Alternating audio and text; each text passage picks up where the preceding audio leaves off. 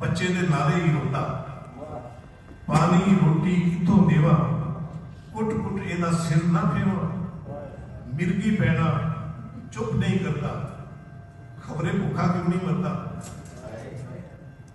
तैनू की बच्चे का चाह जावे राया उठता जा कहती माई अगली अगे फिर शायद कहते राई बेदर्दे है बच्चा तेरा, तैनू गफलत ने क्यों घेरा। मां दे अगे बच्चा रोवे, मां दे दिल नू कुछ ना होवे, तेरा दिल भी क्यों नहीं पटता। रब भी बच्चे किथे सटदा, रोई रह के कोल सुरा, आई बच्चा चुप करा।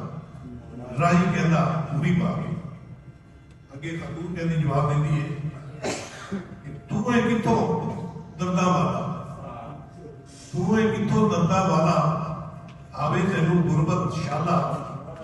साडे वर्गी वाल साडे वर्गी हालत होवी, पुछड़ा जे बच्चा रोवी, ओनू तू विचार न सके वो मजबूरी। मुड़ मुड़ करके लैंदा है मुड़ सौके साथ जावे राइया टुरदा जा।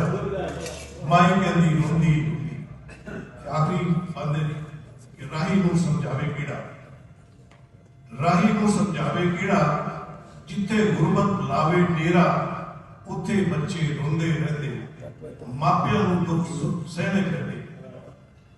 जिथे भुखे होवन सारे, रोवन क्यों ना लेखा हारे। इस गुरबत दे लाई पार, केड़ा दोवां च बुरा, इस झगड़े नू कौन मिटा। बहुत मेहरबानी नाम बड़े समझदार।